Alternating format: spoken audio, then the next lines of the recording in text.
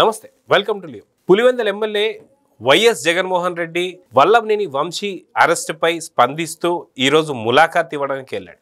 అయితే ములాఖాత్ ఇచ్చి వచ్చిన వెంటనే సేమ్ ఫార్మాట్లో ఏదో పేపర్లు తిరిగేస్తూ ఏదో మాట్లాడుతున్నాడు.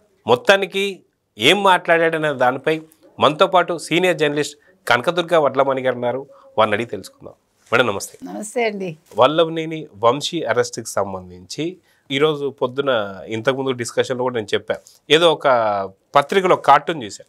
నిజంగా వైఎస్ జగన్మోహన్ సంబంధించిన అపాయింట్మెంట్ మీకు కావాలి అంటే ఏదన్నా అక్రమ కేసుల్లో కానీ అవినీతి కేసుల్లో కానీ మీరు అరెస్ట్ అయితే తప్ప ఆయన అపాయింట్మెంట్ దొరకదని చెప్పి మళ్ళీ నిరూపించారు. జైలు జాలి యాత్ర అయితే మళ్ళీ కొనసాగుతూనే ఉంది. ఇప్పుడు వల్లభనేని వంశీ వంతు వచ్చిందని చెప్పి చెప్పుకోవాలి. అయితే ఇలాంటి పరిస్థితుల్లో మనం చూసుకుంటూ వెళ్తే ఈరోజు ఏం మాట్లాడాడు ప్రెస్ మీట్లో అని చెప్పేసి అడిగితే ఏం చెప్తారు? మీరు చెప్పినట్టుగా జాలి జైలు యాత్ర, ఆయన క్యాప్షన్ అదే. జగన్మోహన్ అదే 2.0, అదే 2.0 అది ఫిక్స్ అయిపోయింది ఇంకా.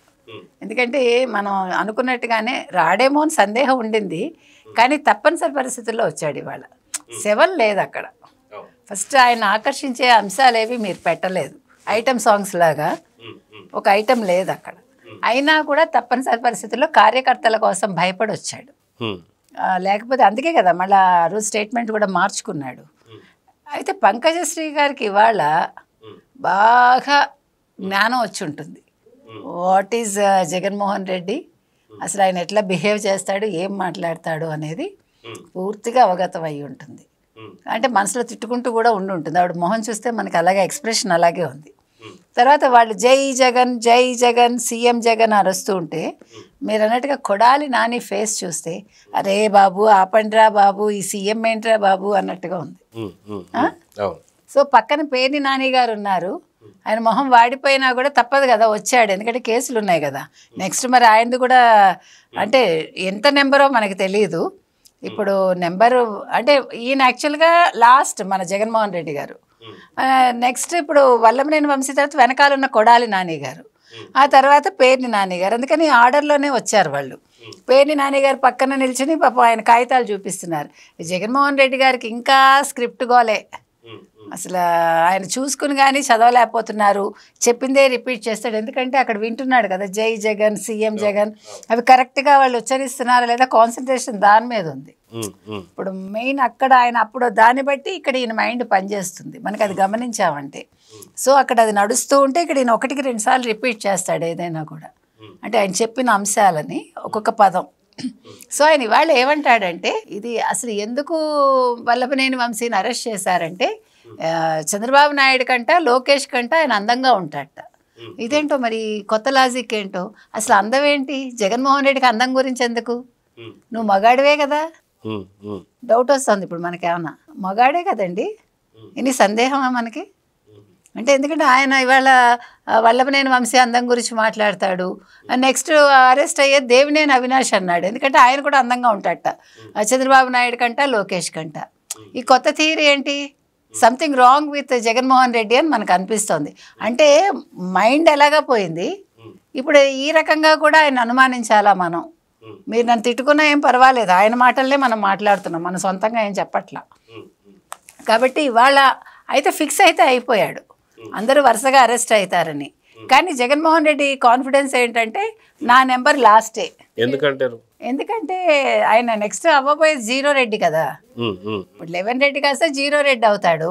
సో 0 ఎక్కడ వస్తుంది? అందరిది అయిపోయాక లాస్ట్ లోనే కదా. అంటే జీరోనే కదా, వెనకబడే ఉన్నాడు ఆయన. అందుకని ఆయన కాన్ఫిడెంట్ గా మనం ఎలాగా అందంగా లేవు, మనం ఎలాగా ఇప్పుడు 11 రెడ్డి నెక్స్ట్ 0 రెడ్డి కాబట్టి మనం లాస్ట్, కాబట్టి ఇంకా మన టైం వచ్చేసరికి ఒక 2-3 ఏళ్ళు అయిపోతుంది.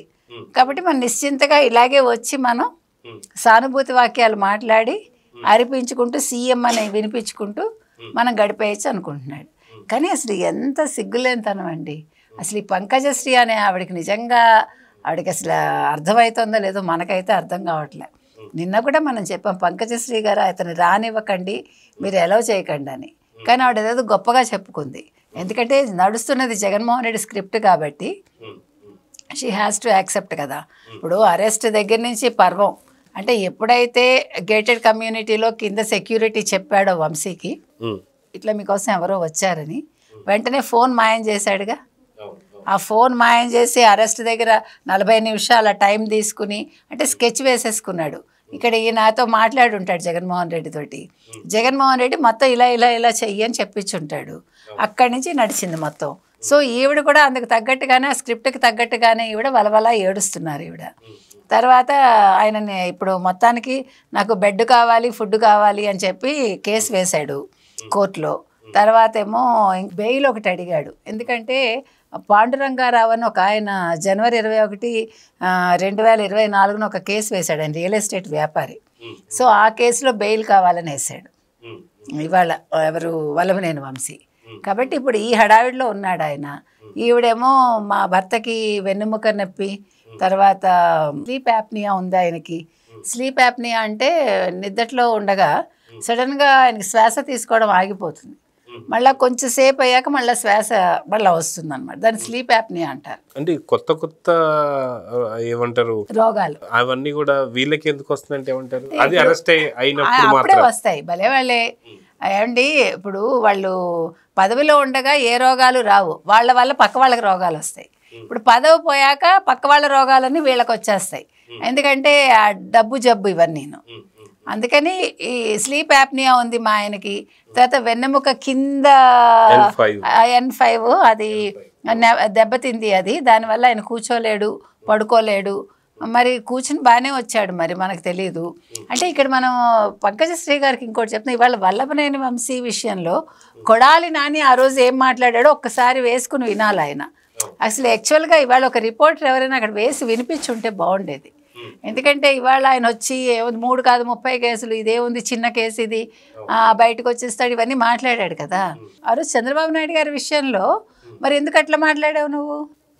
దోమలు కుట్టకుండా రంభా ఊర్వశి వచ్చి డ్యాన్సులు చేస్తారా, మీకు ఫుడ్ కావాలన్నా మీకు ఏం కావాలన్నా కోర్టుకు వెళ్ళండి అన్నావు కదా. మరి పంకజశ్రీ గారి చేత ఎందుకు నాటకాలు ఆడిస్తున్నారు మీరు 3 రోజులుగా? అయితే ఇది కాకుండా ఏదైతే వైఎస్ జగన్ మాట్లాడుతూ ఏదో పేపర్లు తిరిగేస్తూ పట్టాభి ఆ రోజు ఏదైతే దాడి చేశాడు చాలా బీభత్సం అయిపోయింది, దాన్ని మేము చాలా అరికట్టాము అది ఇది మాట్లాడుతున్నాం. దాని గురించి మీరు ఏం చెప్తారు? పట్టాభి ఆ రోజు ఏదో మాట్లాడిన దానికి వీళ్ళు చచ్చారండి. దాని గురించే గొడవ అంతాను. ఇప్పుడు దాడికి వెళ్తే తిట్టక ఏం చేస్తారండి? ఇప్పుడు మీ మీదకు 100 మంది వస్తే మీ పేషెన్స్ ఉంటుందా మీకు? మీరు కోరుకునేదే అది కదా. ఇప్పుడు మీ అపోజిషన్ కోరుకునేదే అది.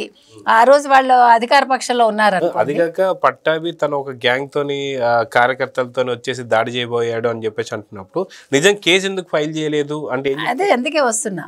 ఇప్పుడు నిజంగా పట్టాభి గారు 100 మందిని తీసుకుని వచ్చి ఎదురు దాడికి దిగితే మేము 2 పక్కల కేసు పెట్టామంటాడు, మేము అధికారంలో ఉన్నామంటాడు. మరి పట్టాభిని వదిలేస్తావా నువ్వు? అందులో జగన్మోహన్ రెడ్డి వదిలేస్తాడా?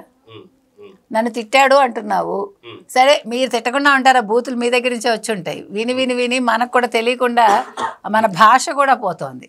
సో ఆవేశంలో ఎవడైనా నోరు జారుతాడు. మరి నువ్వు ఎట్లా వదిలేసావు? నిజంగా ఆయన తప్పు చేస్తుంటే మీరు అరెస్ట్ చేయాలి కదా. అంటే ఇప్పుడు ఏం చెప్తున్నాడంటే లాజిక్, ఆ రోజు దాడి జరిగినప్పుడు వాళ్ళు దాడి చేశారు, వీళ్ళు దాడి చేశారు, కానీ ఇద్దరి మీద కేసులు పెట్టాం, కానీ ఇవాళ మీరు వల్లభనేని వంశీని అలా అరెస్ట్ చేయడం తప్పు అంటున్నాడు. అసలు ఇక్కడ గన్నవరం ఆఫీస్ మీద దాడి విషయంలో ఇవాళ వల్లభనేని వంశీ అరెస్ట్ అవ్వలేదు. ఆ విషయం జగన్మోహన్ రెడ్డికి అర్థం కావట్లేదు. పాపం పొన్నవాళ్ళు సుధాకర్ రెడ్డి చెప్పలేదు. ఎందుకంటే పొన్నవాళ్ళు ఒక లాయర్ పేరుకు కానీ ఆయనకు తెలియదు. ఆయనకి ఏం తెలుసు అంటే నీ బాంచందర కాలు మొక్తా, ఇవి బాగా తెలుసు జగన్మోహన్ రెడ్డి దగ్గర, లేకపోతే ఏడవడం తెలుసు. అయితే ఇప్పుడు ఏదైతే ఫిబ్రవరి 10వ తారీఖున పెట్టినటువంటి కేసు ఏదైతే ఉందో, ఏదైతే గన్నవరం సంబంధించినటువంటి సత్యవర్ధన్ పెట్టింది, దాని మీద కూడా కాదు, దాని మీద కాదండి. ఇప్పుడు అసలు విషయం ఏంటంటే ఇవాళ ఫిబ్రవరి 10న సత్యవర్ధన్ కేసు పెట్టాడు, ఇలా గన్నవరం ఆఫీస్ మీద దాడి జరిగిందని. జరిగితే ఏం చేశాడు ఈ వల్లభనేని వంశీ? మరి ఇది మన జగన్మోహన్ రెడ్డి గారి స్కెచ్ అయి ఉంటుంది కదా, ఆయన చెప్పిన స్క్రిప్టే నడుస్తుంది అక్కడ. సో ఆయన ఏమన్నాడు, నువ్వు సత్యవర్ధన్ని తీసుకుని వెళ్ళి బెదిరించు, మీ ఇంట్లో బెదిరించాక తీసుకెళ్ళి కేసు విత్డ్రా చేయించు, విత్డ్రా చేయించాక తీసుకెళ్ళి వైజాగ్లో దింపు అన్నాడు. సేమ్ స్క్రిప్ట్ అమలు చేశాడు. మీకు సీసీ ఫుటేజ్ నిన్న దొరికింది, మనం మొన్న చెప్పాము, నిన్న సీసీ ఫుటేజ్ దొరికింది. సో సీసీ ఫుటేజ్ లో ఇతను తీసుకెళ్ళడం ఉంది, మళ్ళీ తీసుకురావడం ఉంది అతని కారులోనే, మళ్ళీ కేసు విత్డ్రా చేయించుకోవటం ఉంది, మళ్ళీ ఇతనే దగ్గరుండి వైజాగ్ దింపడం ఉంది. 10 లక్షలు ఇచ్చాడని ఆ అబ్బాయి చెప్పాడు, సత్యవర్ధన్ చెప్పాడు. కాబట్టి ఈ కేసు అసలు ఈ అంశం మీద ఇవాళ ఈ కేసు అంతే తప్ప గన్నవరం ఆఫీస్ మీద దాడి కాదు, లేకపోతే 2 వర్గాల దాడి గురించి కాదు. మరి ఎందుకని జగన్ ఈ రకంగా మాట్లాడుతున్నాడంటే ఏం చెప్తారు? జగన్ అలా మాట్లాడకపోతే ఇంకెలా మాట్లాడతాడండి? వాస్తవాలు మాట్లాడకపోవడానికే వైసీపీ పుట్టింది. వైసీపీ వాళ్ళ నైజం ఏంటి? లేని దాన్ని ఉన్నట్టు చెప్పడం, ఉన్నదాన్ని లేనట్టు చూపించటం. కాబట్టి ఇవాళ వాళ్ళ తప్పులు వాళ్ళు చెప్పరు. ఇప్పుడు ఏమంటున్నాడు, ఇరు వర్గాలు దాడి చేశాయి, పట్టాభి కూడా మా కార్యకర్తలను తీసుకుని వచ్చి దాడి చేశాడు, దాడి చేస్తే సీసీటీవీ ఫుటేజ్ చూపించు, ఇవాళ వేసి చూపించు నువ్వు. మేము అన్ని వైసీపీకిను తెలుగుదేశం కూటమికి ఉండే తేడా ఏంటంటే వీళ్ళు ప్రతిదీ ఎవిడెన్స్లు ఇవ్వగలరు, వాళ్ళే ప్రతిదీ ఎవిడెన్స్లు దాచగలరు. ఇప్పుడు మన తాడేపల్లి ప్యాలెస్ దగ్గర జరిగిన ఫైర్ యాక్సిడెంట్లో కూడా నేను సీసీటీవీ ఫుటేజ్ ఇవ్వనని చెప్పాట, పర్టికులర్ ఫుటేజ్ ఇవ్వట్లా, నేమ్స్ ఇవ్వలేదు ఇంతవరకు. మీకు తెలుసు ఢిల్లీ పేర్లు ఇవ్వలేదు, వరదల్లో చచ్చిపోయిన వాళ్ళ పేర్లు ఇవ్వలేరు, వాళ్ళు ఇవ్వలేదు కూడా, ఎందుకంటే వాళ్ళ నైజం అది. కాబట్టి జగన్మోహన్ రెడ్డి ఇలా తప్ప ఇంకోలా మాట్లాడతాడని మనం ఊహించక్కర్లే, మనం ఊహించిందే జరిగింది. ఇంతకు మించి ఏ ప్రెస్ మీటు జరగదండి. ఆయన ఎక్కడో మొదలు పెడతాడు, మళ్ళీ ఆవు వ్యాసంలాగా అక్కడికే వస్తాడు. మున్సిపల్ ఎన్నికలు అంటాడు, తర్వాత తెలుగుదేశం కూటమి ఏమీ చేయట్లేదు అంటాడు, సూపర్ 6 అంటాడు, అమలు చేయట్లేదు అంటాడు, మనం ఇంత సంక్షేమాలు ఇచ్చాము అయినా కూడా ప్రజలు మన ఎన్నుకోలేదంటాడు. ఆయన స్క్రిప్ట్ కొత్తగా మారదు. మనం ఎన్నిసార్లు అదిగాక అక్కడ మాట్లాడుతున్న సందర్భంలో కూడా మున్సిపల్ కౌన్సిలర్ల గురించి వాటి గురించి మాట్లాడుతుంటే అక్కడ పంకజశ్రీ గారు చాలా విచిత్రంగా అంటే ఆవిడకి అప్పటికి అర్థమయ్యి ఉంటుంది, ఓహో జగన్మోహన్ రెడ్డి ఇలాంటి వాడా అంటే ఏ సందర్భాన్ని వదులుకోడు, ఇదేంటి మా ఆయన విషయం వదిలేసి ఇవి మాట్లాడుతున్నాడు అని ఆవిడలాగా బిక్క చచ్చిపోయి చూస్తుంది ఆవిడ. అంటే నిజంగానే వింతగా చూస్తుంది, ఇదేంటి ఇవి మాట్లాడుతున్నాడు, అసలు విషయం ఇది కాదు కదా అని ఆవిడ తెల్లబోతోంది. కాబట్టి ఇవాళ పంకజశ్రీకి కూడా బాగా అర్థమైంది, కానీ ఆవిడేం చేయలేదు. ఎందుకంటే ఇవన్నీ స్క్రిప్ట్లో భాగాలు 1, 2 అక్కడ డబ్బులు తినున్నారు కాబట్టి, పదవి అనుభవించున్నారు కాబట్టి జగన్మోహన్ రెడ్డిని కాదని ఇప్పుడు ఏమీ చేయడానికి లేదు. ఇప్పుడు ఎందుకంటే గన్నవరం వెళ్తే ప్రజలు తంతారు, జగన్ని కాదంటే జీవితమే ఉండదు. కాబట్టి ఇప్పుడు వాళ్ళ పరిస్థితి అలా ఉందండి. జగన్మోహన్ రెడ్డి మాత్రం మళ్ళా మీరు కొడాలి నాని అరెస్ట్ తర్వాత వచ్చి ఇదే ప్రెస్ మీట్ పెడతాడు, మళ్ళీ కౌన్సిలర్లను వాళ్ళు తీసుకెళ్ళిపోయారు, ఏదో దాని మొగుడు దాన్ని ఎత్తుకెళ్ళిపోయాడని. కౌన్సిలర్లను పట్టుకోవాల్సింది, మరి వాళ్ళు ఎందుకు తీసుకెళ్తారు? వీళ్ళు వెళ్ళారు ఇష్టంగా. ఇప్పుడు వైసీపీని ఎలా వదిలి పారిపోవాలి, ఏ పార్టీ వాడు నన్ను తీసుకుంటాడు అని మీ ఎమ్మెల్యేలు రెడీగా ఉన్నారు, మీ రాజ్యసభ ఎంపీలు రెడీగా ఉన్నారు, మీ కౌన్సిలర్లు ఆల్రెడీ వెళ్ళిపోయారు, మీ కార్యకర్తలు కూడా ఎప్పుడు మీరు పార్టీ మూసేసి జెండా పీకేస్తారా, తెలుగుదేశంలోకి జంప్ అయిపోదామని వాళ్ళు చూస్తున్నారు. సో చూద్దాం మేడం, మొత్తానికి ప్రెస్ మీట్ పెట్టినా సరే ఎవరికి అర్థం కాని పరిస్థితి అయితే ఉంది. యథావిధిగా 2.0 అనేసి అన్న తర్వాత కూడా ఏదో కొద్ది గొప్ప మార్పులు ఉంటాయి అనుకుంటే ఎక్కడ ఏ మార్పులు అయితే కనిపించలేదు, ఎవరికి అర్థం కాకుండా మొత్తానికి ప్రెస్ మీట్ అయితే ముగిసిపోయింది. సో చూద్దాం జరగబోతుంది. నమస్తే. Please subscribe to Leo News for more videos.